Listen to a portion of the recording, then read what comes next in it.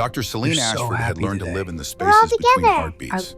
You're 3 so years, 2 happy months, today. and We're all 16 days since together. the Our accident. little explorer. 3 We love years, you. 2 months, and 16 days since she'd stopped counting sunrises on a station that never saw the sun. Time moved differently when you existed in the margins of your own life, when every breath felt like stealing something that belonged to someone else. The antimatter garden glowed in the artificial twilight of Laboratory 7, each blossom suspended in its own containment field like a prayer frozen mid-ascension. Celine moved between them with practiced precision, her long fingers adjusting quantum states with the delicate touch of someone who understood that beauty and annihilation lived on opposite sides of the same equation. The flowers pulsed softly, translucent petals catching the station's ambient light and throwing it back in colors that had no names in any Earth language. She preferred it here. The garden didn't ask questions, didn't offer sympathy with eyes that lingered too long, didn't whisper behind raised hands about the widow who had loved a human and paid the price for such recklessness. Outside the reinforced viewing panel, Lions Gate Station hummed its eternal song. Corridor lights flickered in rhythmic patterns, guiding foot traffic through arteries of steel and polymer. Somewhere in the residential sectors, Lyra would be finishing her lessons at the Learning Hub, probably charming her instructors with that gap-toothed smile that could disarm station security and had on at least 3 occasions. 8 years old and already fluent in the language of mischief, her daughter moved through the world with the kind of unburdened joy that Celine could barely remember possessing herself. The lab door hissed open. Celine didn't turn, recognizing the footsteps before they reached the graded platform. Heavy work boots, measured pace, the slight drag of the left foot that suggested an old injury poorly healed. Dr. Ashford, the voice carried the warmth of aged whiskey and winter firesides. Your holographic projector's acting up again. Thought I'd save you the maintenance request. Celine allowed herself the smallest upturn at the corner of her mouth, still not facing him. Mr. Brennan, you're becoming predictable. Predictable's what they pay me for, ma'am. The sound of a toolkit being set down, the soft clink of tools that had traveled through vacuum and time. Unpredictability tends to get expensive on a station where one wrong calculation can vent atmosphere into the void. She finally turned. Thaddeus Brennan stood backlit by the corridor's harsh fluorescence, his silhouette sharp against the softer glow of her laboratory. Early 40s maybe, hair the color of steel and smoke, cropped close in the practical style of men who worked with their hands. Eyes that suggested he'd seen his share of things that didn't make it into maintenance reports. There was a quietness to him that Celine had learned to appreciate, a man comfortable in silence the way some people were comfortable in crowds. The projector's been stable for weeks, she said, returning her attention to a particularly luminous bloom that was drifting slightly out of alignment. You're either developing precognitive abilities or you're making excuse to visit my laboratory. Thad's laugh was soft, almost apologetic. Guilty as charged, I suppose. Though in my defense, that unit's been due for a calibration check since last Tuesday. Just doing my job, Dr. Ashford. Celine. The correction came automatically now, though she wasn't entirely sure when she'd started allowing it. If you're going to invent maintenance emergencies twice a week, the least you can do is use my first name. Celine, then. He said it carefully, like testing the weight of something fragile. And you can call me Thad, Mr. Brennan makes me sound like I should be teaching remedial algebra to disinterested teenagers. She made a small adjustment to the containment field, watched the bloom settle back into its proper rotation. I imagine disinterested teenagers would find you far more engaging than algebra, Thad. The words hung in the air between them, carrying more weight than she'd intended. Heat rose along her collarbones, the green of her skin shifting to deeper emerald, in the way that betrayed emotion no matter how carefully she controlled her expression. She turned away, pretending sudden fascination with a readout that she'd already checked 3 times. Behind her, Thad cleared his throat. I'll check that projector. The next 20 minutes passed in companionable quiet, punctuated only by the soft sounds of work. Thad's tools whispered against metal and circuitry. Celine's plants hummed their quantum harmonies. Somewhere in the background, the station's life support systems breathed their mechanical rhythms, keeping 3,000 souls alive in the absolute zero of space. Celine found herself stealing glances. The way Thad's shoulders moved as he worked, methodical and sure. The careful precision of his hands, scarred and calloused but gentle when they needed to be. He'd removed his jacket, revealing arms corded with the lean muscle of someone who'd spent years wrestling with gravity drives and refusing to lose. There was something solid about him, something anchored. In a life spent floating through the manufactured gravity of orbital platforms, Celine had learned to value weight. You know what's strange? Thad's voice drifted over from the projector housing. 3 years I've been on this station. 3 years of fixing everything from coffee dispensers to quantum flux regulators. But I've never asked why you chose antimatter botany. Seems like a field with a narrow margin for error.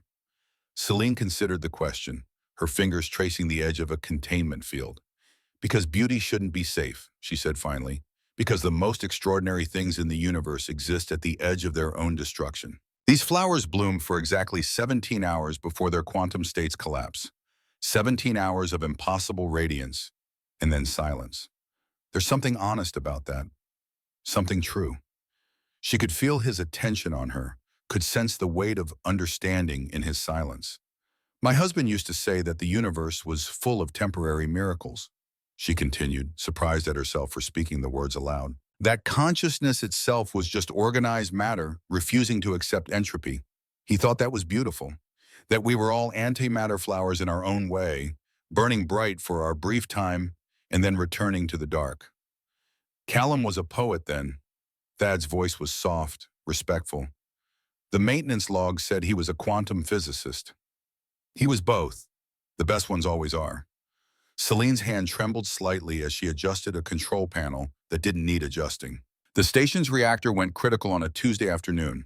Standard maintenance that turned into catastrophe because a single calculation was 3 decimal places off. Callum was in the observation deck with Lyra, showing her the way radiation patterns created auroras in the magnetic fields. He had 90 seconds to choose between the manual override and the evacuation route. The silence stretched. Thad had stopped working, his tools quiet in his hands. He chose the override, Celine said, sealed himself in the reactor core, stabilized the cascade reaction, and saved 2,743 people, including our daughter. The radiation exposure killed him in less than 4 minutes. I'm sorry. The words were inadequate, and Thad seemed to know it. That's not enough, but I don't have better words. No one does. That's what I learned. Celine finally turned to face him fully, her eyes bright with unshed tears that she refused to release. The station gave him a hero's memorial. They named a conference room after him, and then they went back to their lives, and I was left trying to figure out how to breathe in a space where all the air tasted like absence. Thad set down his tools, moved closer but stopped several feet away, respecting the boundaries she hadn't known she'd drawn. My mother died when I was 17, he said. Cancer, not heroics. Took her 6 months to fade, 6 months of watching someone you love disappear in increments. Afterward, people kept telling me it would get easier. That time healed all wounds. Does it? Celine heard the hunger in her own voice, the desperate hope of someone still waiting for relief. No, Thad's honesty landed like a blessing. It just gets different. The sharp edges smooth out, but the shape of the absence remains. You learn to navigate around it. Build your life in the spaces that are left. Some days you forget it's there. Other days you trip over it in the dark and remember all over again. Celine nodded slowly. In 3 years, no one had spoken to her with such raw truth. Everyone offered platitudes or sympathy or carefully worded encouragements to move forward, as if grief were a location one could simply leave behind. But Thad understood what she'd known instinctively since the day Callum died. You didn't move past loss. You learned to carry it. You built strength in the carrying. Thank you, she said quietly, for that, for not pretending. Pretending's exhausting. Thad offered a small smile, sat around the edges. I spent 2 years pretending I was fine before I realized that fine was overrated. Being honest about being broken felt like the first true thing I'd done since the funeral. Before Celine could respond, the laboratory door burst open with the force of a small supernova. Lyra exploded into the space like a comet with opinions and agenda. 8 years old, all ivory skin and pointed ears that twitched when she was excited, long dark hair floating slightly in the station's low gravity as she skidded to a halt. Her learning uniform was rumpled, one knee torn, and she wore the expression of someone who just solved a particularly challenging puzzle and was eager to share the solution with anyone unfortunate enough to be in range. Mom, you won't believe what happened at the hub today. Instructor Vex said that. She stopped mid-sentence, her sharp eyes landing on Thad with the precision of a targeting laser. A grin spread across her face, wide and knowing and absolutely terrifying in the way only a child's honesty could be. Oh, hi, Mr. Brennan. Hi yourself, Lara. Thad's voice carried genuine warmth. Dare I ask what happened to your uniform? Gravity well accident, Lyra said cheerfully in the tone of someone who'd had plenty of practice explaining minor catastrophes. Completely not my fault. The safety protocols are ambiguous at best. I've filed a formal complaint. You're 8, Celine said, fighting the smile that threatened to break her careful composure. You can't file formal complaints. I can and I have. 3 times this month. Instructor Vex says I'm administratively precocious, which I'm pretty sure is an insult disguised as a compliment, but I'll take it.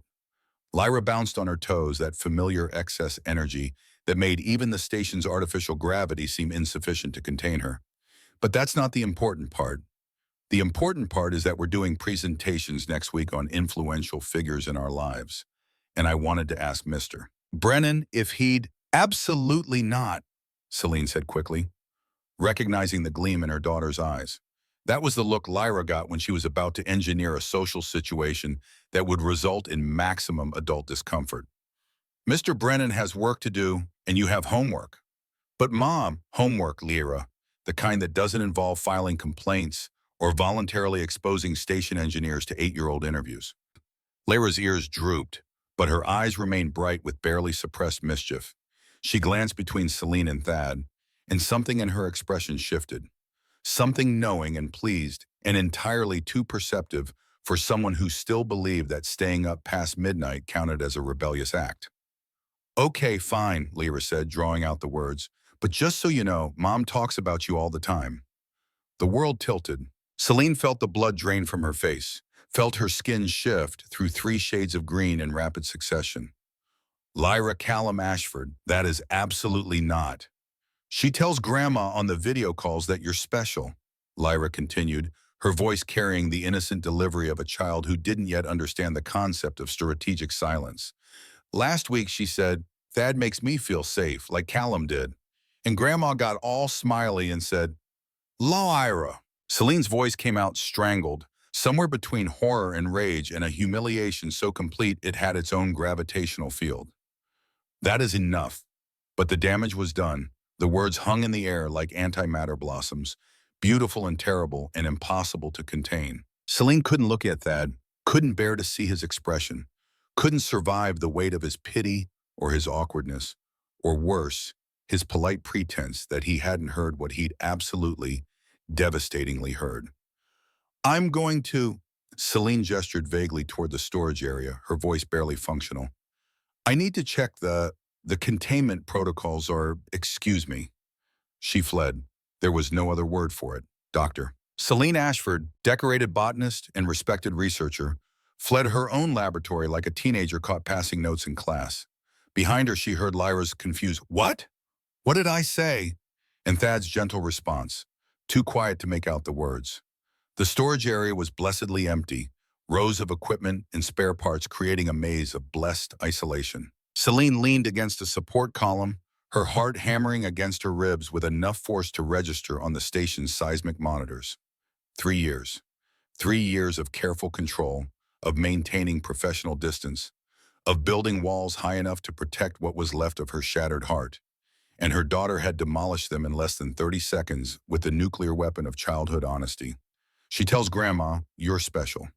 Thad makes me feel safe, like Callum did. The worst part was that it was true. All of it. Celine had been lying to herself for months, pretending that she looked forward to Thad's maintenance visits because she valued competent technical support. Pretending that she'd memorize his schedule because she wanted to ensure minimal disruption to her research. Pretending that the warmth in her chest when he smiled was simple appreciation for pleasant company. But the heart was a poor liar, and Lyra had seen through every careful deception. Footsteps approached, careful and unhurried. Celine didn't need to look to know it was her daughter, trailing guilt and confusion in her wake. Mom? Lyra's voice was small, uncertain in a way it rarely was. I'm sorry, I didn't mean to make you upset. Celine took a breath, forced her shoulders back, assembled the mask of maternal patience that every parent kept in reserve for moments of crisis. She turned to find Lyra standing at the edge of the storage area, her earlier bravado completely evaporated. Come here, little comet.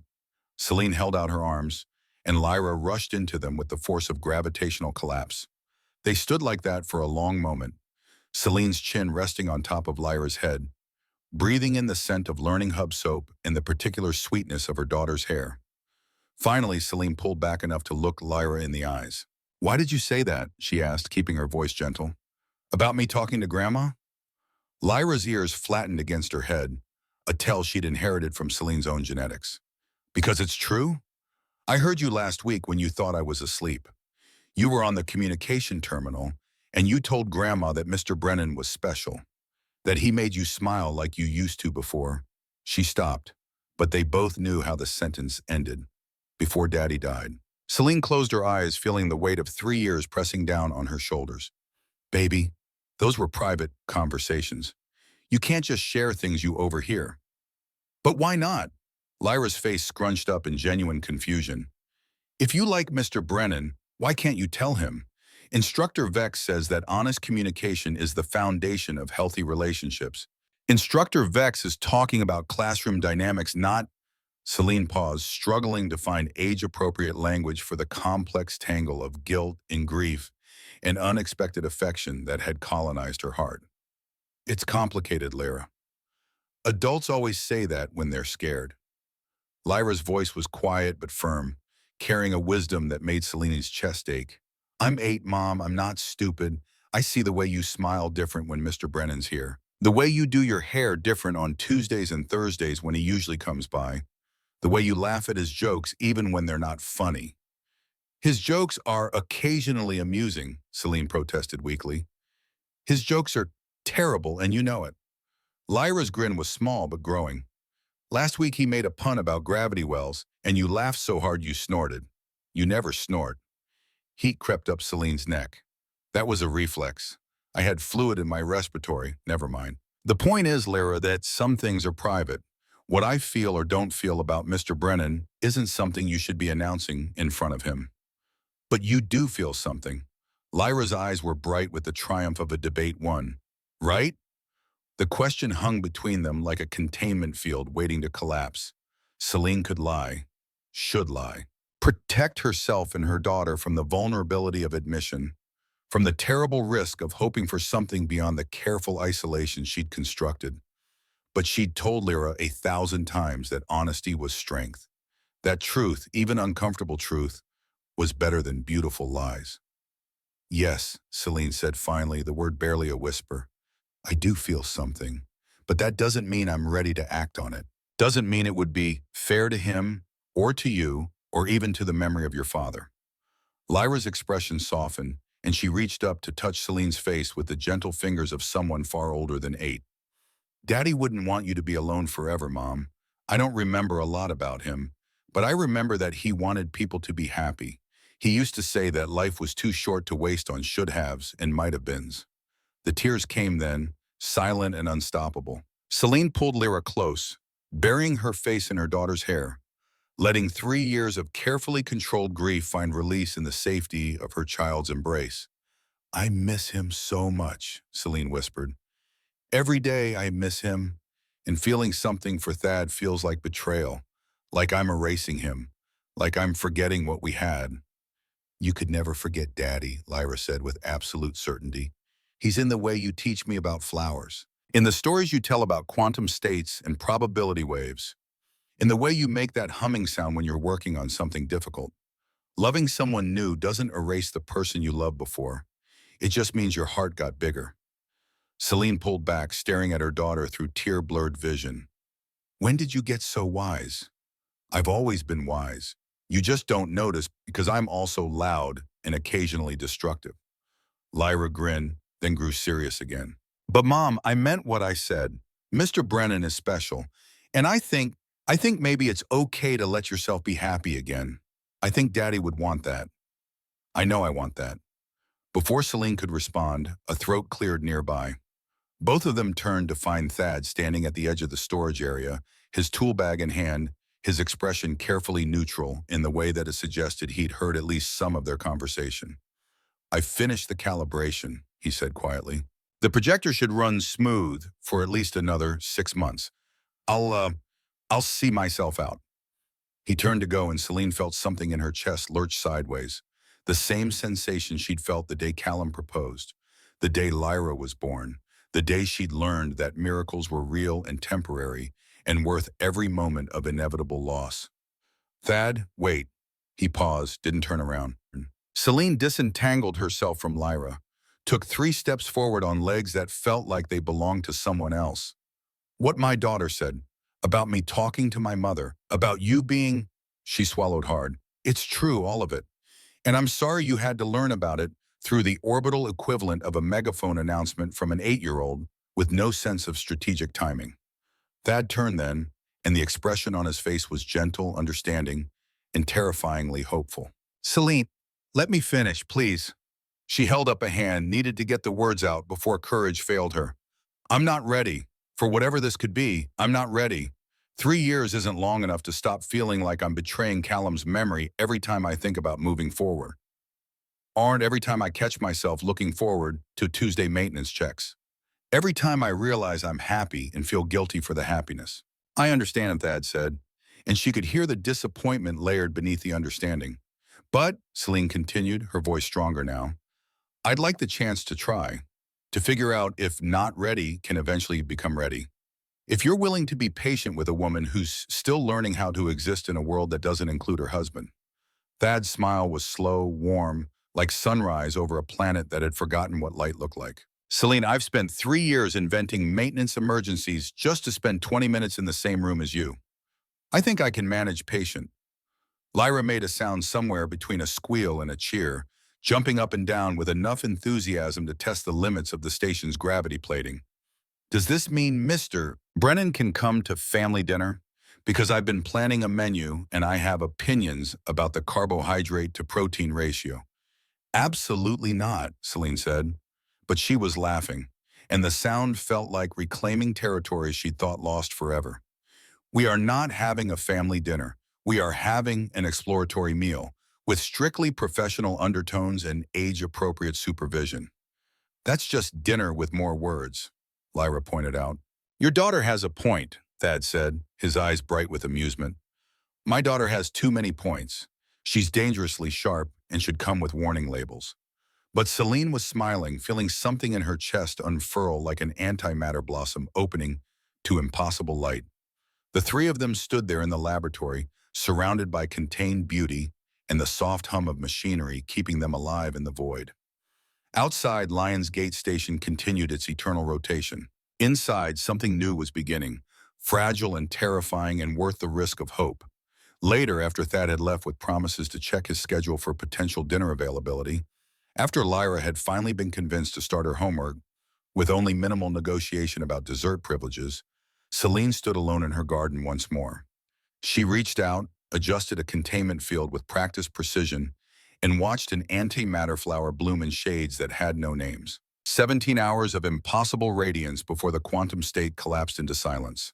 Perhaps, she thought, that was enough. Perhaps the trick was learning to bloom anyway. Learning to risk the light even when you knew the darkness was waiting. Her communication terminal chimed, a message from her mother timestamped from Earth several hours earlier. Your voice sounded different on our last call. Lighter. I'm glad, my star. Callum would be glad too. Love doesn't diminish when it's shared. It multiplies. Remember that. Celine read the words twice, 3 times, feeling the truth of them settle into the spaces between her ribs. Then she pulled up her schedule, found a Thursday evening 3 days away, and sent a carefully worded message to Thad Brennan about the possibility of dinner and the certainty of an 8-year-old chaperone with strong opinions about menu planning. His response came back within minutes, a single word that carried the weight of patience and promise and the kind of steady reliability that Celine was learning to trust. Yes, she smiled, watching her antimatter garden glow in the artificial twilight, and began to plan for whatever time they had. something that looked like a future, something that tasted like hope. The dinner that was definitely not a family dinner happened on a Thursday evening when Lionsgate Station's artificial sun was dimming toward its programmed twilight. Celine had spent 3 hours telling herself she wasn't nervous, which was approximately 2 hours and 59 minutes longer than necessary to prove the opposite. Lyra had taken command of the menu planning with the strategic precision of a military general and the enthusiasm of someone who'd been waiting her entire 8 years for exactly this opportunity. The result was a table that looked like a diplomatic summit between three different cuisines, none of which entirely agreed on the definition of appropriate portion size. That arrived exactly on time, carrying a bottle of Terran wine that he admitted he knew nothing about except that the merchant had assured him it paired well with complicated emotions and new beginnings. He'd changed out of his maintenance coveralls into civilian clothes that suggested he'd put thought into the evening without trying too hard, and Celine appreciated the careful balance more than she could articulate. The meal itself was a study in careful navigation. They talked about station politics and Lyra's increasingly elaborate complaints about learning hub protocols. They debated the merits of various gravity settings for optimal plant growth. They carefully avoided any topic that ventured too close to the dangerous territory of what this evening meant or could mean or might never mean at all. Lyra, for her part, behaved with uncharacteristic restraint, only mentioning future family configurations twice and the statistical probability of romantic success once. Celine considered it a minor miracle. Over the following weeks, Thad's presence became woven into the fabric of their days. Not intrusive, but present. The way gravity was present, holding things together without announcing itself. He stopped by the laboratory most evenings, sometimes with legitimate maintenance concerns, sometimes with transparent excuses about routine inspections. Celine had stopped pretending to be annoyed by it, but it was in the third week, 11 days after that first dinner, that everything began to shift in ways Celine hadn't anticipated. She was working late in the laboratory, running absorption spectrums on a new hybrid when Thad appeared in the doorway. Not unusual, but tonight, his expression carried something different, something weighted. "I need to show you something," he said without preamble. "It's not an emergency, but it's important." Celine set down her instruments, recognizing the tone. She'd used it herself when explaining to Lyra that sometimes truth required careful preparation. "All right." He led her through the station's maintenance quarters, areas she rarely visited where the bones of Lionsgate were visible beneath the cosmetic surfaces. The walls here were naked steel and bundled cables, the lighting sparse and functional. Their footsteps echoed in spaces designed for efficiency rather than comfort. They stopped at a small observation chamber, one of dozens scattered throughout the station's superstructure. Through the reinforced transparent aluminum, stars wheeled in their eternal dance, indifferent to human drama and alien grief. Thad pulled up a holographic display, and Celine recognized it immediately. The memory archivist interface, the same technology she'd been avoiding for 3 years. "I need to tell you something about how I ended up on this station," Thad said quietly. "About why I took a maintenance position light years from Earth when I was qualified for engineering director positions on a dozen inter-system platforms." Celine waited, giving him the space to find his words. "After my mother died, I did what a lot of people do. I ran, changed cities, changed jobs, changed everything I could reach, trying to outpace the grief." His fingers moved across the holographic controls, pulling up files, images, moments crystallized in light and data. "I was engaged, had a wedding planned, a promotion pending, the whole architecture of a future I thought I wanted. And then, 3 weeks before the ceremony, I woke up one morning and realized I couldn't remember what my fiancé's laugh sounded like." He paused, his jaw working. "Not that I'd forgotten. I could hear it if I tried, but I realized I'd stopped paying attention. That I'd been so busy building a life that looked right from the outside that I'd forgotten to check if it felt right from the inside. So I called off the wedding, quit the gym, applied for the first position far enough away that I couldn't accidentally run into anyone who knew the person I'd been pretending to be." The hologram shifted, showing a younger Thad standing on what looked like Earth, beside a woman with kind eyes and his smile. His mother, Celine realized. "She made me promise before the end," Thad continued, his voice rough with old pain. "Made me promise I wouldn't waste my life being careful. that I'd take risks on things that mattered, even if they scared me, especially if they scared me. He turned to face Celine fully. Meeting you, getting to know Lyra, these past few weeks, this is the first time in 5 years that I've felt like I was keeping that promise. Warmth flooded through Celine, unfamiliar after years of careful numbness. That I'm not asking for anything, he said quickly. I just needed you to know that this isn't casual for me. That when you said you needed time, I meant it when I said I could be patient. Because what we're building here, however slowly, it feels like the first real thing I've chosen in years. Before Celine could respond, her communication device chimed with the specific tone reserved for urgent messages from Lyra's Learning Hub. Her stomach dropped even before she accessed the message. The administrator's face filled the small screen, professionally neutral in a way that immediately triggered every parental alarm Celine possessed. Dr. Ashford, we need you to come to the hub immediately. There's been an incident involving your daughter. She's not injured, but we need to speak with you in person. The walk to the Learning Hub felt like moving through frozen time. Thad came with her without asking, his solid presence beside her the only thing keeping Celine's thoughts from spiraling into worst-case scenarios that her scientist mind conjured with terrifying efficiency. They found Lyra in the administrator's office, sitting in a chair that was too large for her ivory skin blotched with the darker patches that indicated recent tears.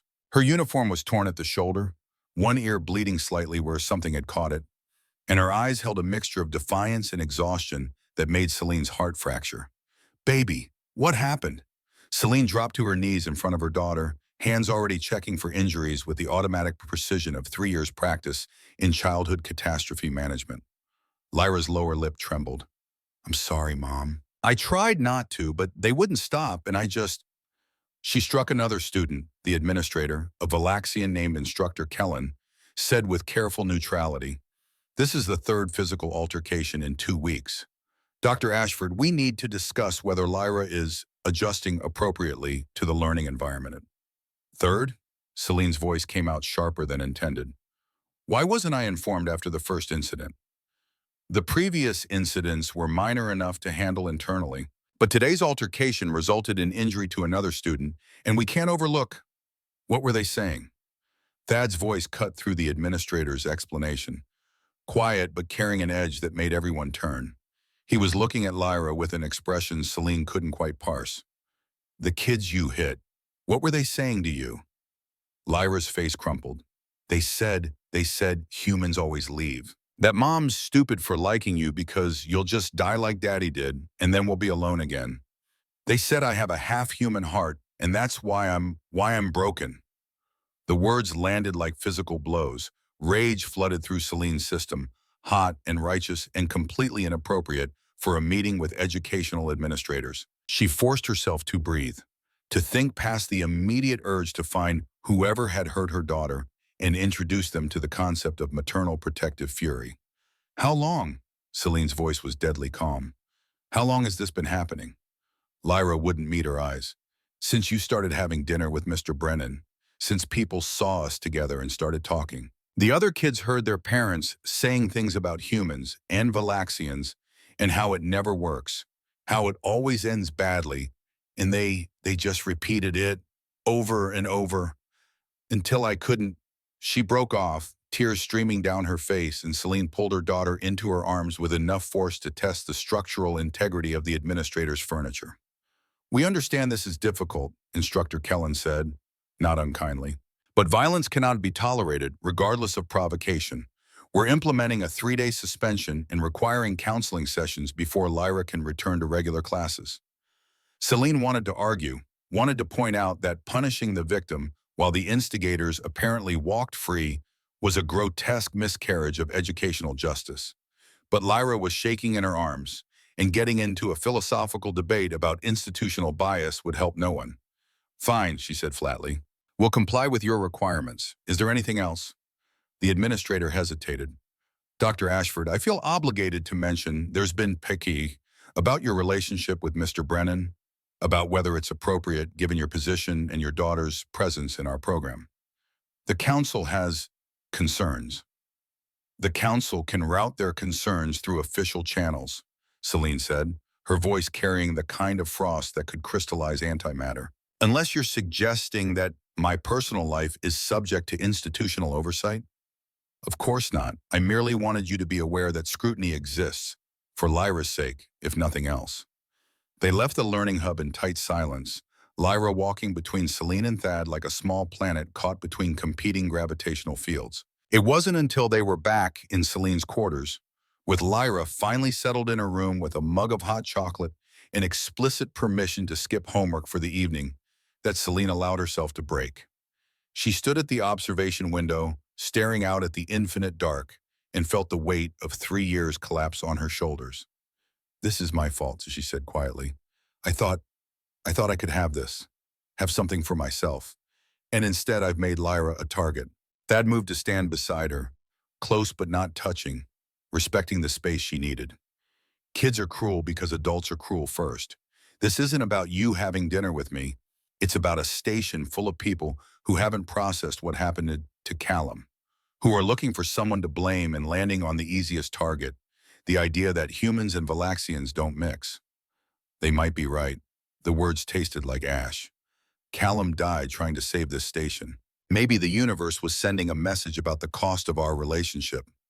That's grief talking, not logic. You're a scientist, Celine Mehidin. You know better than to confuse correlation with causation. Do I? She turned to face him, and she could feel her control cracking. 3 years of carefully maintained composure fracturing under the weight of her daughter's tears. Lyra is being punished because I dared to hope for something beyond survival. Because I was selfish enough to want... She stopped, unable to finish the sentence. To want what? Thad's voice was gentle but insistent. Say it. To want to be happy again. The words burst out of her like a containment breach, raw and desperate. To want to feel something other than this constant ache of absence. To want to wake up in the morning and have it feel like beginning instead of just enduring. And now my daughter is paying the price for my selfishness. Loving someone isn't selfish, Celine. Isn't it? When that love puts your child in danger? When it makes her a target for cruelty she doesn't deserve? Her hands were shaking, her whole body trembling with the force of emotions she'd kept locked away for too long. Maybe the council is right to have concerns. Maybe I've been so focused on my own loneliness that I haven't considered what's best for Lyra. Thad was quiet for a long moment. When he spoke, his voice carried a weight that demanded attention. Can I show you something in the memory archivist? Celine blinked, thrown by the sudden shift. Now? Now, Tom. She wanted to refuse, wanted to maintain her collapse in private dignity, but something in Thad's expression stopped her. She nodded. He pulled up the interface on her personal terminal, his fingers moving with the confidence of someone who'd spent time learning the system. The air shimmered, and suddenly they were standing in a memory not their own. The scene crystallized around them. The station's reactor core 3 years ago, alarms screaming, radiation warnings flashing red across every surface. And there, in the center of the chaos, was Callum Ashford. Celine's breath caught. She'd seen the official reports, had read the incident analysis 100 times. But she'd never seen this, never watched her husband's final moments through the impersonal eye of station recording systems. Callum moved with purpose, his hands steady despite the alarms, despite the knowledge that must have been screaming through his brilliant mind about what his choice would cost. The reactor was going critical, a cascade failure that would vent radiation through 3 habitat sectors if left unchecked. 2,743 people, including his wife and daughter, would die in the next 4 minutes if someone didn't manually override the safety protocols. The manual override required someone to seal themselves inside the reactor core, required lethal radiation exposure, required sacrifice. In the memory, Callum's hands flew across the controls. His voice, captured by the station systems, was steady as he triggered the lockdown sequence. Celine, if you're watching this and knowing station protocol, someone will make sure you do. I need you to hear something. Her knees buckled. Thad's hand was suddenly there, supporting her, keeping her upright. Callum's recorded voice continued, calm and clear, even as radiation alarms screamed around him. I chose this, not because I'm a hero, not because I value strangers over family. I chose this because life is too short to waste on should-haves and might-have-beens. Because temporary miracles are worth celebrating, even when we know they can't last forever. The reactor core was flooding with light, too bright, too intense. Callum's hands were already showing the effects of radiation exposure, skin blistering, but his voice remained steady. Don't let fear make you small, my brilliant star. Don't let my death become an excuse to stop living. Promise me, promise you'll love without eliminating the plotting, because that's what I'm doing right now. Loving you and Lyra, and every soul on this station enough to buy them a future with the only currency I have. The light was consuming him now, but his eyes, Celine could see his eyes bright with tears and absolutely certain of his choice. And Celine, when you find someone who makes you laugh again, who makes our daughter smile, who reminds you that tomorrow is worth the risk, don't you dare apologize for it. Don't you dare call it betrayal. It's what I want for you. It's what I'm choosing right now, in this moment. Your happiness, Lyra's future, both of you living instead of just surviving. The memory ended. The reactor core faded back into Celine's quarters, leaving her standing in normal light that felt impossibly dim after the brilliance of Callum's final moments. She was crying, deep wrenching ways that felt like they were tearing something fundamental loose. Thad's arms came around her, solid and real, and she collapsed into them without thought, without pride, without anything except the desperate need for something to hold on to while the world spun apart. I didn't know, she gasped between sobs. The official report didn't. They never told me. He recorded. Station protocol seals personal recordings for 3 years, Thad said quietly. It was released to the archives last month. I found it by accident when I was researching, when I was trying to understand what you'd lost. Celine pulled back enough to look at him through tear-blurred vision. Why? Why would you? Because I needed to know if I was being selfish. If pursuing you was fair when you were still grieving. And I found, his voice cracked, I found a man who loved you enough to die for strangers, who spent his last moments making sure you had permission to move forward. He told me not to let fear make me small, Celine whispered. Yeah, he did.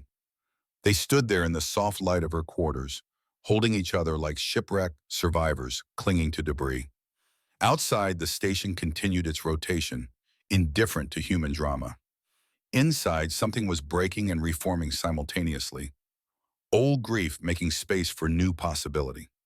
A small sound made them both turn. Lyra stood in the doorway to her room, her face tear-stained, holding her personal tablet. Mom, I did something, and I think you should see it. Celine wiped her eyes, tried to assemble some semblance of parental authority. What did you do, baby? Lyra's ears flattened with nervousness, but her chin lifted with determination. I requested access to Daddy's memory archive entry, the one that just got unsealed, and I watched it. I watched him, her voice broke. I watched him choose to save us. Celine's heart cracked.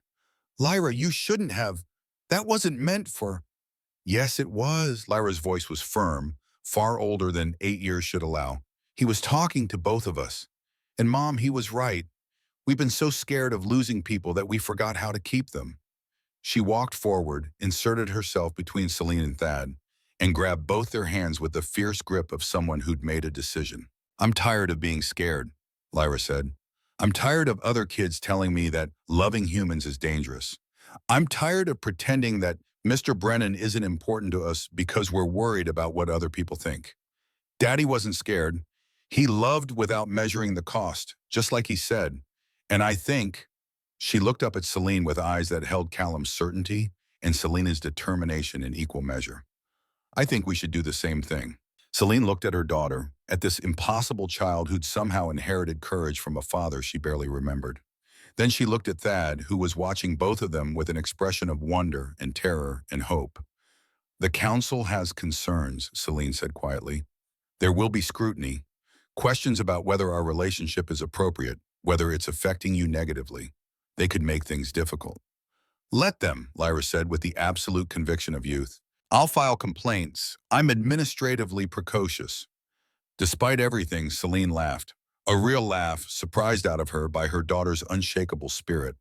Thad joined in, and suddenly all three of them were laughing, caught in the particular hysteria that comes when grief and joy collide with enough force to generate their own gravity.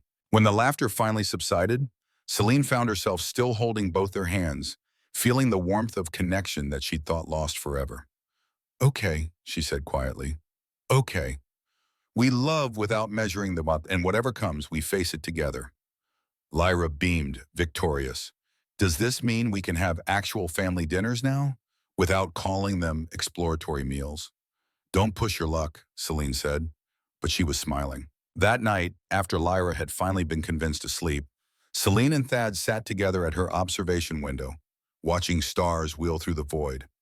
Their hands were intertwined, a small connection that felt like revolution. "I'm still scared," Celine admitted quietly, "of losing you, of failing Lyra, of dishonoring Callum's memory."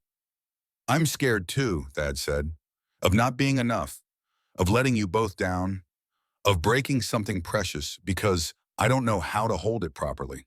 So we're both terrified, absolutely paralyzed. Celine leaned her head against his shoulder, felt his arm come around her, solid and real. "Callum would find this hilarious, two intelligent adults frozen by the possibility of happiness. Your husband was a wise man, and a lucky one. I was the lucky one." But the words carried less pain now, less sharp-edged grief. "And maybe I get to be lucky twice, if I'm brave enough to try one." And they sat in comfortable silence, two damaged people learning to build something new from the pieces of what they'd lost. Outside, the universe continued its indifferent expansion. Inside, in the spaces between stars, hope began to take root again. Tomorrow would bring challenges, council scrutiny, social pressure, Lyra's suspension, and the painful work of healing childhood wounds. But tomorrow was hours away. Tonight they had this connection, possibility. The courage to love without measuring the contest, just as Callum had loved them. And for now, in the soft glow of distant stars, that was enough. The Cultural Integration Showcase was supposed to be a celebration. Station Director Kane had announced it 3 weeks prior with the kind of enthusiasm usually reserved for successful docking maneuvers and the discovery of edible protein sources that didn't taste like recycled despair. A demonstration of harmony, she'd called it. Proof that Lionsgate Station represents the future of cooperative, interspecies community building. What she'd meant, though everyone was too polite to say it directly, was proof that humans and Valaxians could coexist without catastrophic incidents involving reactor cores and widowed botanists. Celine stood in Laboratory 7, reviewing her presentation materials for what felt like the 100th time, and tried to ignore the pressure building in her chest. The showcase was scheduled for tomorrow evening. She had 23 hours to transform 3 years of grief, 2 weeks of suspended daughter-related crisis management, and approximately 6 days of acknowledged romantic feelings into a coherent demonstration of successful human Valaxian integration. The universe, she reflected, had a terrible sense of humor. "You're doing the thing with your ears," Lyra observed from her position on the laboratory floor, where she was supposedly completing the homework she'd missed during her suspension, but was actually building an elaborate structure out of spare containment field generators. "What thing?" Celine didn't look up from her notes. "The flattening thing, where they press back against your head when you're stressed. You've been doing it for 3 hours." Lyra added another generator to her tower, which was now approaching structurally inadvisable heights. "Mr. Brennan says you should take a break. He also says that your tendency to over-prepare is endearing, but occasionally counterproductive." "Mr. Brennan says a great many things," Celine muttered, but she could feel the corners of her mouth lifting. "And when did he become such an expert on my work habits?" "Probably around the same time he started bringing you tea at exactly 1400 hours every day because you forget to hydrate when you're focused on research." Lyra's tone was matter-of-fact, but her grin was triumphant. "Also, he's standing in the doorway right now, so he heard everything I just said." Celine's head snapped up. Sure enough, Thad was leaning against the doorframe, holding 2 mugs and wearing the expression of someone who'd been caught but refused to be embarrassed about it. "In my defense," he said mildly, "dehydration is a serious concern on orbital platforms. I'm simply being a responsible station resident." "You're simply being a man who's memorized my schedule with disturbing accuracy," Celine replied, but she accepted the mug he offered, their fingers brushing in a contact that still sent small electric currents through her nervous system. Guilty as charged. Thad settled into the chair across from her workspace, the movement easy and familiar. Over the past 2 weeks, he'd become a fixture in her laboratory, present but never intrusive, offering company without demanding attention. Celine had stopped questioning why his maintenance rounds always seemed to conclude in Laboratory 7, around the time she needed someone to talk through complex problems with. "How's the presentation?" he asked. Celine made a non-committal sound. "It's adequate, functional, unlikely to cause spontaneous combustion or diplomatic incidents." "High praise indeed. I'm simply trying to demonstrate basic human-Valaxian cooperation through antimatter cultivation protocols. Nothing dramatic. Certainly nothing that will convince the Council that our relationship isn't a harbinger of station-wide catastrophe." Thad was quiet for a moment, studying her with those steady eyes that saw far too much. "You know that's not actually your responsibility, right? Proving that every human-Valaxian interaction is cosmically ordained for success? You're allowed to just love who you love. Let the universe sort itself out." "The universe has already sorted itself out once," Celine said quietly. "The sorting involved lethal radiation and a funeral I can barely remember because I was too numb to process what was happening. Forgive me if I'm hesitant to let cosmic forces handle the details." Before Thad could respond, Lyra's containment generator tower chose that moment to achieve critical instability. It collapsed with a spectacular crash, sending components skittering across the laboratory floor in 17 different directions. "I meant to do that," Lyra announced to no one in particular. "It was a controlled demolition. Very scientific." "Controlled demolition at 1100 hours on a Wednesday," Celine said, already moving to help gather the scattered equipment. "How experimental." "I'm exploring the relationship between structural integrity and gravitational stress." Lyra grabbed a runaway generator before it could collide with a storage cabinet. "Also, I was bored and the tower was there." Thad laughed, the sound warm and genuine, and began helping with the cleanup. Within minutes, they'd established an efficient recovery system. Thad corralling the larger components, Celine checking for damage, Lyra providing running commentary that was equal parts helpful and deliberately unhelpful. It was such a small moment. Domestic and mundane, the kind of incident that wouldn't register on anyone's scale of significance. But Celine felt something shift in her chest, watching Thad and her daughter work together with the easy familiarity of people who'd learned each other's rhythms. This was what Callum had wanted for them. Not grand gestures or dramatic declarations, but this, the quiet building of a life that felt like home. The laboratory door hissed open, interrupting the moment. Counselor Aldrich Thorne stood in the entrance, his tall frame backlit by corridor lighting, his expression carrying the neutral professionalism that Celine had learned to recognize as a prelude to unwelcome news. "Dr. Ashford, Mr. Brennan." His nod included them both, though his eyes lingered on their proximity with obvious assessment. "I apologize for the interruption. Might I have a moment of your time?" Celine straightened, automatically shifting into professional mode. "Of course, Counselor. Lyra, why don't you take those generators to the storage area and run a diagnostic check?" Lyra's ears flattened. She'd inherited Celine's ability to recognize when adults wanted privacy for serious conversations, but she complied without argument, gathering components and disappearing into the back of the laboratory with exaggerated dignity. Thad started to stand. "I should stay." Celine's hand on his arm was brief but firm. "Whatever the counselor needs to discuss, I'd prefer you hear it directly rather than my filtered version later." Aldrich's expression didn't change, but something flickered in his eyes that might have been approval or resignation. "Very well, I'll be direct. The council has concerns about tomorrow's showcase." "Concerns about my presentation materials? I can provide advanced copies for review if..." "Concerns about your participation, Dr. Ashford." Aldrich moved further into the laboratory, his movements precise and controlled. "There's been significant discussion about whether your current situation makes you an appropriate representative for human Valaxian integration efforts." The temperature in the room seemed to drop several degrees. Celine felt Thad tense beside her, but kept her own voice carefully neutral. "My situation. Your relationship with Mr. Brennan, your daughter's recent disciplinary issues, the general perception that your family unit represents instability." Aldrich's tone was clinical, delivering facts without apparent judgment. Some council members believe that highlighting your participation could undermine the showcase's goals, that your presence draws attention to the complications of cross-species relationships rather than their potential benefits. I see. Celine's mind was racing, calculating political angles and personal consequences with the same precision she applied to quantum equations. And what is your position, counselor? For the first time, Aldrich's professional mask cracked slightly. He moved to the observation window, staring out at the antimatter garden with an expression that carried unexpected weight. My position is complicated. Complicated how? My grandson is half human.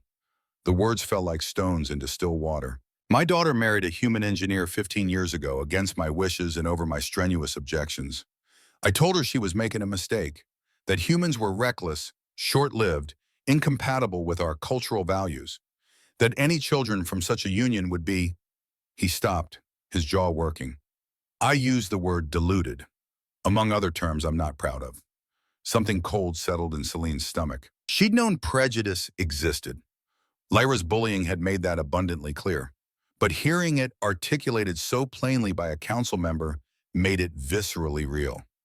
My daughter hasn't spoken to me in 12 years, Aldrich continued quietly. My grandson, who is brilliant and kind and everything I could have wanted in a grandchild, doesn't know I exist because I chose fear over family, chose old prejudices over new possibilities. He turned back to face them, and Celine was startled to see genuine pain in his expression. When Dr. Callum Ashford died saving this station, I told myself it proved my point, that human involvement inevitably led to tragedy. I used his heroism as evidence of human recklessness, conveniently ignoring that his sacrifice saved thousands of lives, including my own stubborn, prejudiced existence. The laboratory was silent except for the soft hum of containment fields. Even the antimatter flowers seemed to pulse more quietly, as if the universe itself was holding its breath. Why are you telling us this? Thad's voice was careful, controlled. Because I'm tired. Aldrich's shoulders sagged slightly, the weight of years visible in the movement. Tired of being the voice of caution that's really just fear in a diplomatic uniform. Tired of watching other families make the same mistakes I made. And tired of pretending that my concerns about tomorrow's showcase are about station stability rather than my own cowardice. He moved closer, and Celine saw something in his eyes that she hadn't expected. Hope, fragile and uncertain, like a plant trying to grow in impossible soil. The council wants you to withdraw from the showcase, Aldrich said. They'll make it voluntary, allow you to cite personal reasons, avoid public embarrassment. They believe it's the politically expedient choice. And what do you believe? Celine asked quietly. I believe, Aldrich said slowly, each word chosen with care, that my daughter married the love of her life and paid for it with her father's respect. I believe my grandson deserves better than a grandfather who's too proud to admit he was wrong. And I believe that Dr. Callum Ashford's last message to you, the one that was unsealed last month, contains more wisdom than I've demonstrated in 60 years of allegedly competent leadership. Celine's breath caught. You've seen the recording? I'm on the council. I review all unsealed materials. Aldrich's expression softened. He told you not to let fear make you small. Those aren't the words of a man who regretted his choices. They're the words of someone who understood that genuine connection is worth the risk of loss. He paused, then continued with visible effort. Tomorrow's showcase is your opportunity to demonstrate that Callum was right, that human Valaxian families aren't tragedies waiting to happen, but futures worth building. The council may have concerns, but I'm asking you as someone who's lived the consequences of choosing fear over courage. Please don't withdraw. Please show us what love looks like when it refuses to apologize for existing. The weight of his words settled over the laboratory like a benediction. Celine found herself reaching for Thad's hand without conscious thought, needing the anchor of his presence. If I participate, she said carefully, if I stand up tomorrow and to present our family as an example of successful integration, the scrutiny will intensify. Lyra will face more questions, more judgment. Our relationship will become a political statement, whether we want it to be or not. Yes, Aldrich agreed. It will be difficult, probably painful. The station gossips will dissect every interaction, every perceived flaw. Some will be waiting for you to fail, to prove their prejudice is correct. That's quite the endorsement, Thad said dryly. I'm not offering endorsements. I'm offering truth. Aldrich's gaze moved between them. The question isn't whether you'll face opposition. The question is whether you believe what you're building is worth defending. Celine looked at Thad, at this man who'd somehow become essential to her daughter's laughter and her own tentative hope for futures that included joy instead of just endurance. She thought of Callum's recorded message, of his absolute certainty that love was worth the cost. She thought of Lyra, suspended from school and fighting other children because she was brave enough to defend the family they were building. I need to talk to my daughter, Celine said finally. This affects her more than anyone. She deserves a voice in the decision. Aldrich nodded. Of course. The council meets at 800 tomorrow to finalize the showcase schedule. I'll need your answer by then. After he left, Celine and Thad sat in silence for long minutes. Finally, Thad spoke, his voice careful. Whatever you decide, I'll support it. If withdrawing protects Lyra, if it makes your life easier. Do you want to withdraw? Celine interrupted. Absolutely not. His answer was immediate, fierce. I want to stand up tomorrow and tell everyone on this station that you're the most brilliant, stubborn, extraordinary person I've ever met. That Lyra is the bravest 8-year-old in occupied space. That being part of your family, however new and uncertain and terrifying it is, feels like the first real thing I've chosen in my entire adult life. But, Celine heard the unspoken word, but it's not my choice alone. It's not even primarily my choice. This is your career, your daughter, your life. And I won't let my feelings pressure you into a decision that could hurt either of you. Celine stood, moved to the observation window, stared out at her antimatter garden.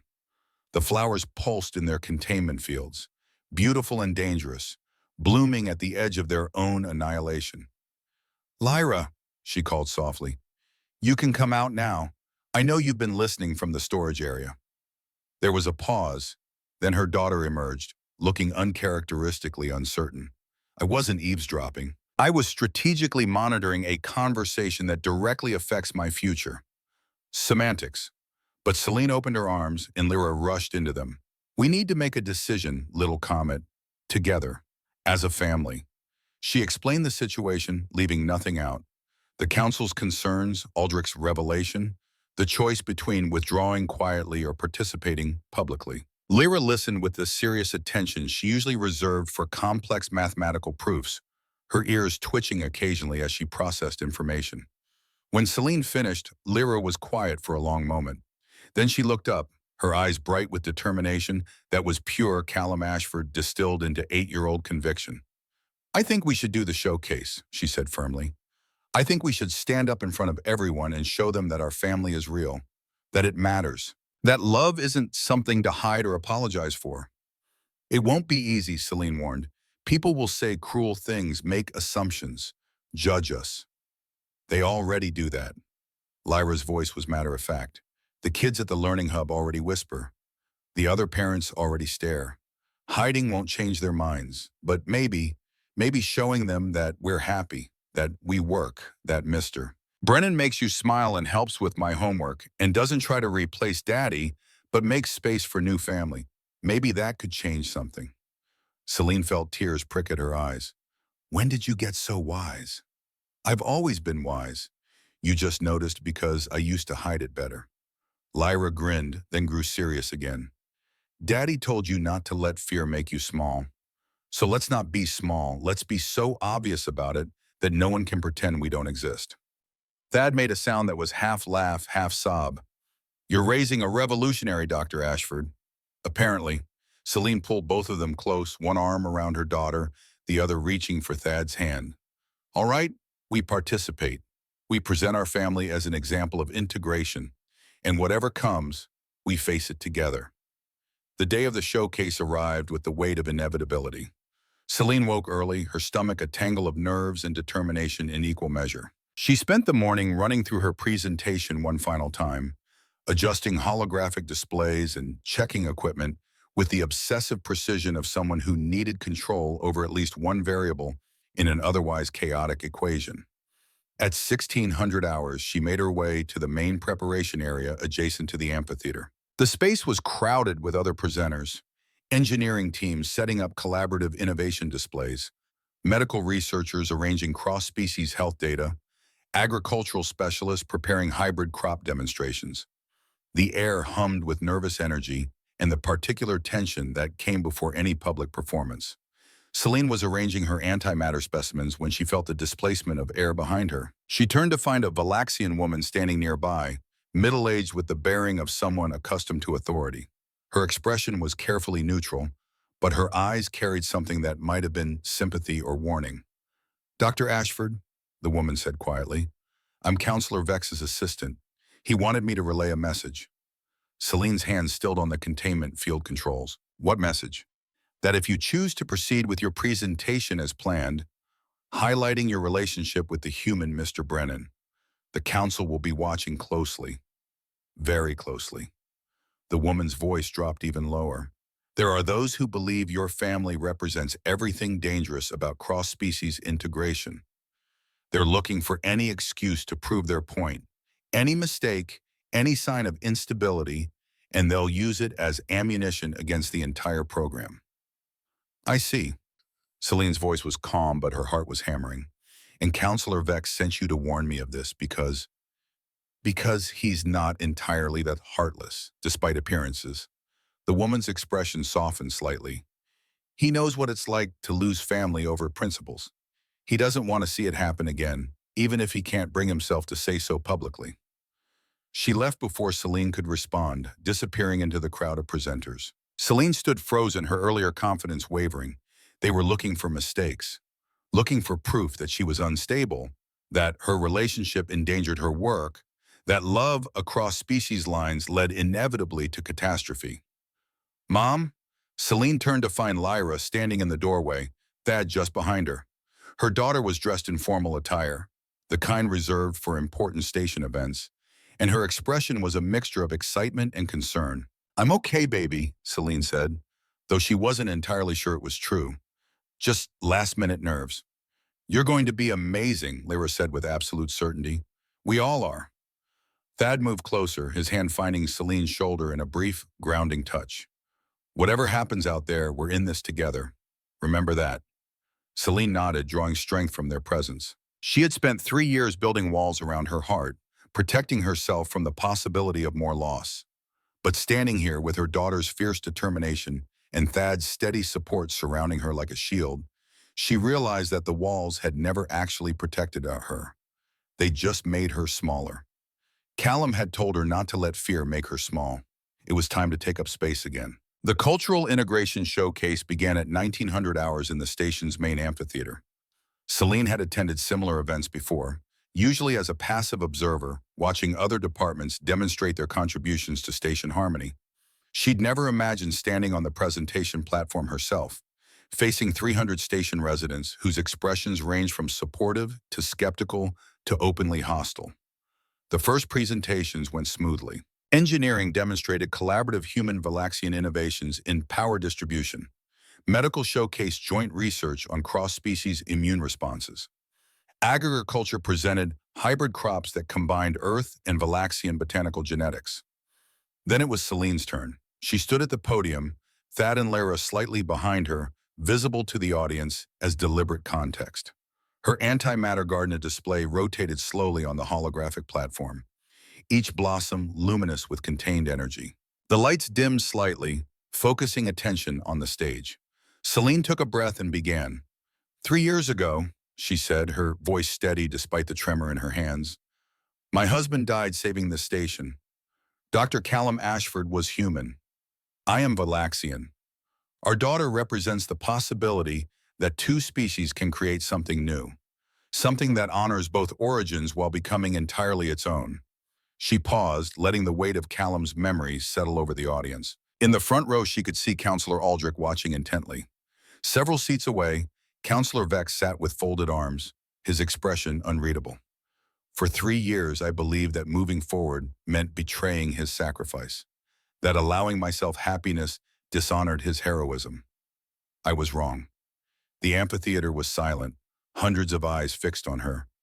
"My husband's last recorded message, recently unsealed from station archives, contained instructions I've been too afraid to follow. He told me not to let fear make me small, to love without measuring the pain. Celine's voice cracked slightly, but she pushed through. Tonight, I'm finally taking his advice. She gestured to Thad and Lyra. This is my family, unconventional, complicated, built from pieces of loss and hope in equal measure. Thaddeus Brennan is human. He makes my daughter laugh. He remembers when I forget to hydrate. He's patient with my fears and brave enough to stay when walking away would be easier. And I love him. The admission hung in the air like a containment field breach. Celine saw shock on some faces, satisfaction on others, anger on more than a few. But she also saw, there in the middle section, a young couple holding hands, both crying. The woman was Vilaxian, the man human. They were holding each other like Celine's words had given them permission to exist. My daughter Lyra was recently suspended from the learning hub for fighting. The other children told her that humans always leave, that loving across species lines is dangerous, that she has a half-human heart that makes her broken. Celine's voice hardened. She's not broken. She's brave, and she shouldn't have to defend her family's right to exist. She advanced the holographic display, showing time-lapse recordings of antimatter blossoms opening, radiant, fading. The antimatter flowers I study bloom for exactly 17 hours before their quantum states collapse, Celine continued. 17 hours of impossible beauty and then silence. My husband understood that consciousness itself is temporary, organized matter refusing entropy, burning bright for our brief time before returning to the dark. The images shifted, showing the full life cycle of the blooms: birth, radiance, fade, silence. The question isn't whether we get enough time. The question is whether we have the courage to bloom anyway, to risk the light even when we know darkness is waiting. Celine looked directly at the audience, her gaze sweeping across 300 faces. Human Vilaxian integration isn't about proving compatibility through careful protocols and sanitized presentations. It's about people choosing each other despite fear, despite loss, despite the certainty that nothing lasts forever, and loving anyway. She felt Thad's hand on her shoulder, solid and real, felt Lyra grip her other hand with fierce determination. My family exists, Celine said quietly, but her voice carried to every corner of the amphitheater. We exist, and we matter, and we refuse to apologize for loving each other. That's my contribution to this showcase. Not protocols or procedures, but proof that love doesn't calculate odds or measure risk. It simply is, and it's worth defending. For 3 seconds, the amphitheater held its breath. Celine's words hung in the air like antimatter, suspended in failing containment. Beautiful, dangerous, waiting to see if the universe would let them survive. Then Counselor Aldrich stood. Tears tracked down his weathered face as he raised his hands and began to clap. Someone in the back row stood. Then another, then a dozen more scattered throughout the amphitheater. They were applauding, and the sound built like a wave, washing over the resistance, drowning out the disapproval. Aldrich rose to his feet, and Selena saw tears on his weathered face as he joined the standing ovation. Other council members followed, some enthusiastically, some reluctantly, but all acknowledging the truth she'd spoken. Not everyone stood. Celine could see pockets of resistance, audience members who remained seated with crossed arms and disapproving expressions. Counselor Vex was among them, his face a mask of professional neutrality. But they were outnumbered by those who'd risen, who were choosing courage over comfort. Lyra tugged at her hand. When Celine looked down, her daughter was grinning through tears. We did it, Mom. We didn't let fear make us small. Yeah, little comet. We didn't. The presentation concluded with Celine demonstrating actual cultivation techniques, walking the audience through the careful balance required to maintain antimatter blossoms. That assisted, his movements easy and practiced from weeks of working alongside her.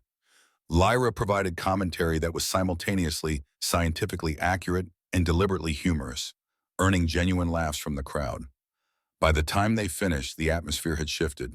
Not everyone was convinced. Celine could still see skeptical faces, hear whispered conversations that carried unmistakable disapproval. But something had changed. A door had opened that couldn't easily be closed. After the showcase, as attendees filtered out of the amphitheater, Counselor Aldrich approached. His expression was complex, layered with emotions that Celine couldn't fully parse. That was either the bravest or most foolish thing I've witnessed in 30 years of public service, he said quietly, possibly both simultaneously. I'm comfortable with that ambiguity, Celine replied. Aldrich's mouth quirked. My daughter, the one I mentioned yesterday, she was in the audience, in the back, where I wouldn't see her. His voice roughened. Afterward, she waited for me in the corridor. First words she's spoken to me in 12 years were, about time someone said it out loud. He paused, visibly struggling with emotion. We're having dinner tomorrow.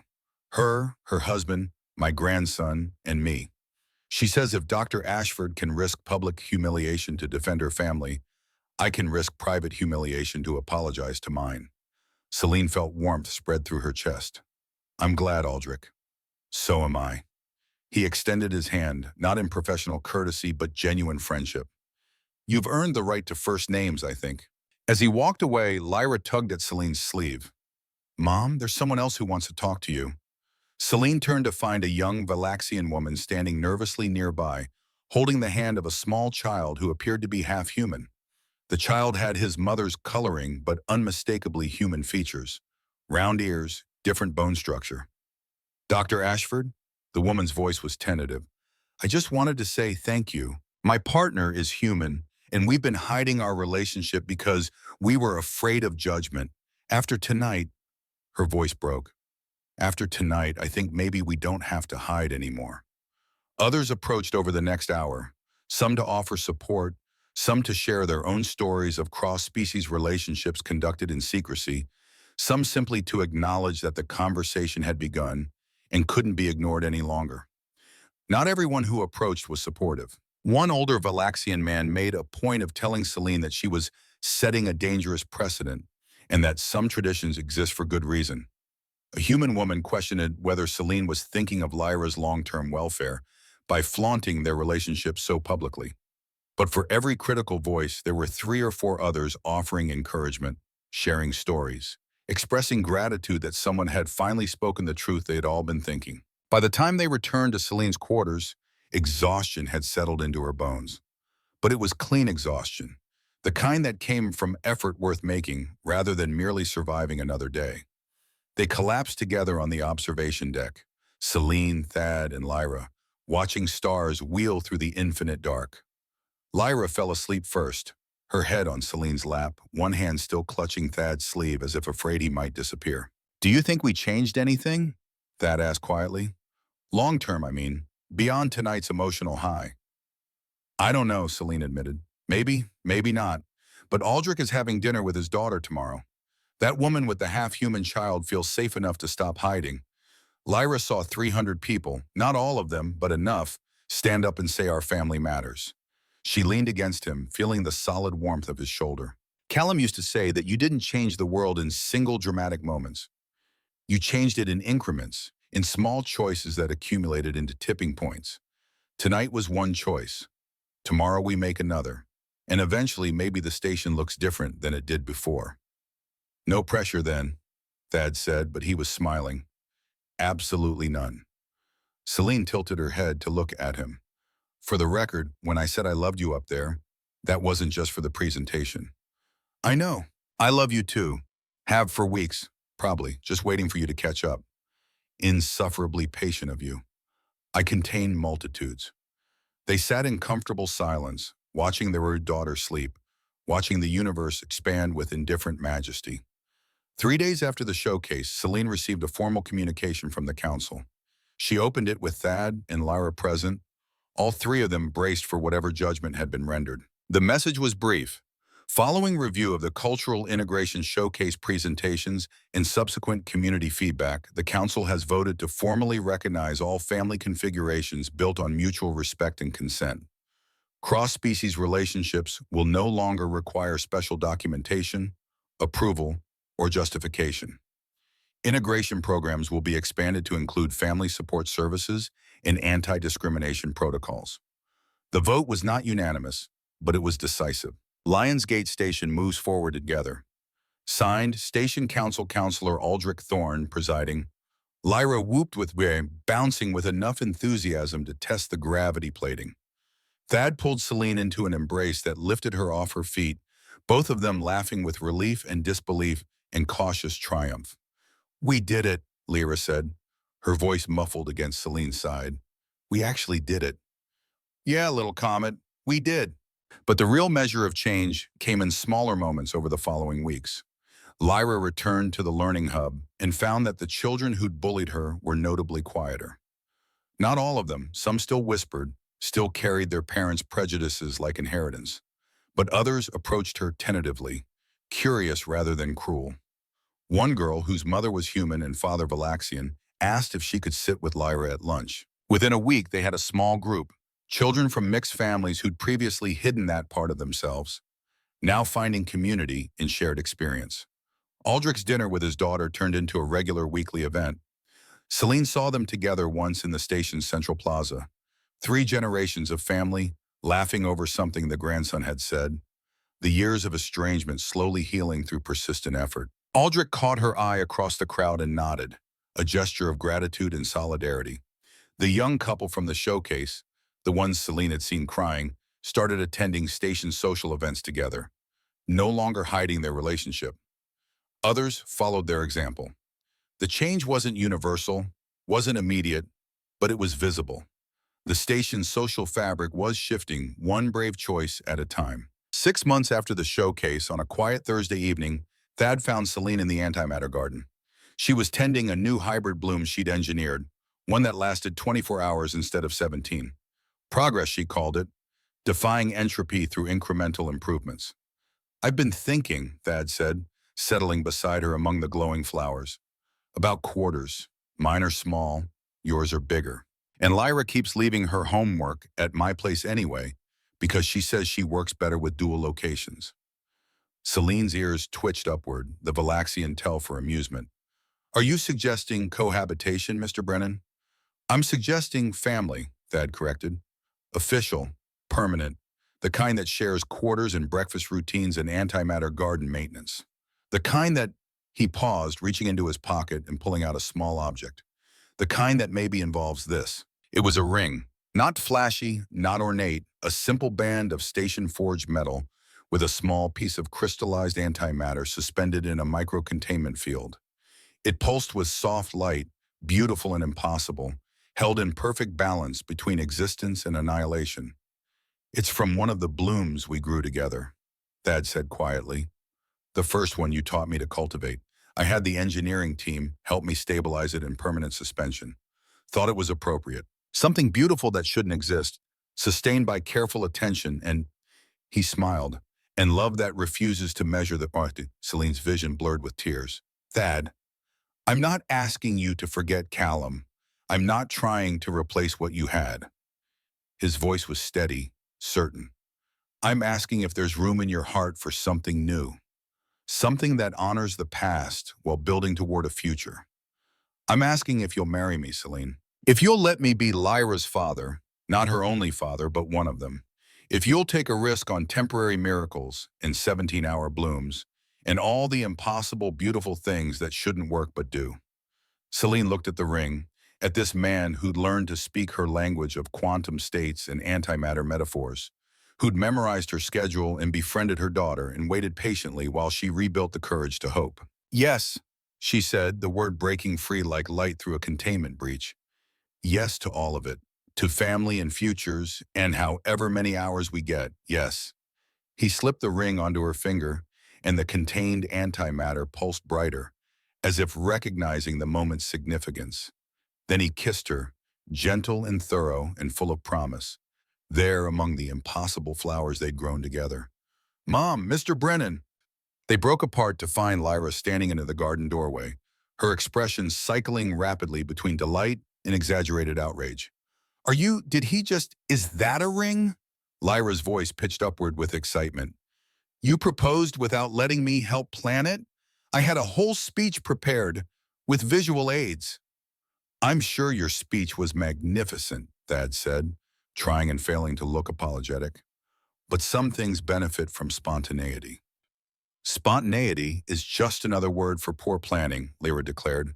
But she was grinning as she launched herself at both of them, wrapping her arms around them with enough force to make containment fields flicker. "But I'll allow it. This once. Because you're family now." Official family, the kind with rings and everything. The three of them stood there in the antimatter garden, holding each other while impossible flowers bloomed around them. Outside the laboratory windows, Lionsgate Station continued its eternal rotation through the void.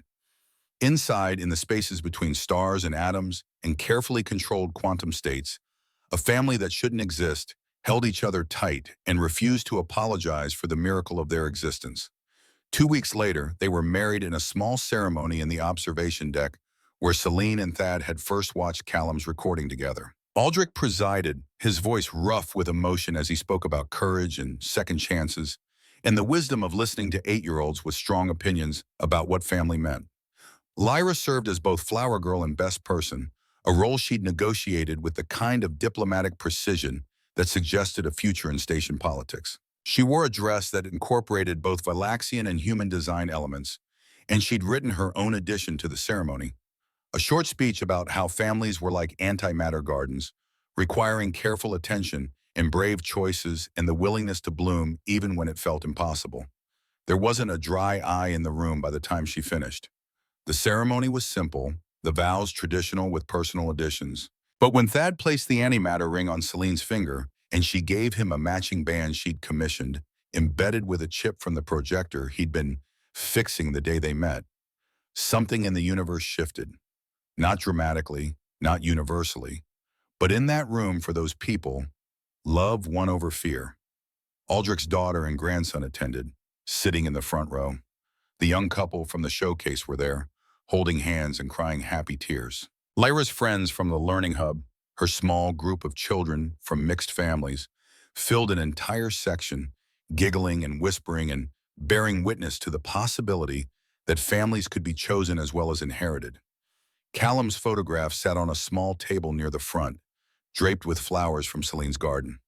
Not forgotten, never forgotten, but honored in the way he'd asked, by his family choosing to live fully, to love without measuring, to bloom in the dark. After the ceremony, after the small reception where Lyra commandeered the dessert table and gave an impromptu lecture on optimal cake-to-frosting ratios, Celine stood with Thad at the observation window. The same window where he'd shown her Callum's recording. The same stars wheeling in their eternal dance. "I wish he could have met you," Celine said quietly, her hand finding Thad's. "Callum would have liked you. He had good taste in humans." "I wish I could have known him," Thad replied. "But in a way, I feel like I do. He's in Lyra's laugh, in your strength, in the garden you created, in the way you refused to let fear win." He pulled her closer. "I'm not competing with his memory, Celine. I'm honoring it. Everything good about our family exists because he loved you both enough to make sure you'd survive him." Celine nodded, tears streaming down her face, but her smile was genuine. "He told me life was full of temporary miracles. That 17 hours of radiance was worth celebrating." "Smart man," Thad kissed her forehead. "How many hours do you think we get?" "I don't know. No one does." She looked up at him, her heart full of impossible things. Grief and joy, memory and hope, endings and beginnings all tangled together like quantum states in superposition. "But however many we get, I'm going to spend them blooming. No more hiding, no more making myself small." "Good," Thad said simply. "The universe has enough darkness. It can use all the light it can get." In the antimatter garden visible through the laboratory windows, flowers pulsed with their 17 hours of radiance. In the observation deck, a family that had rebuilt itself from pieces of loss held each other and watched the stars. In the quarters of Lionsgate Station, 300 souls continued their lives.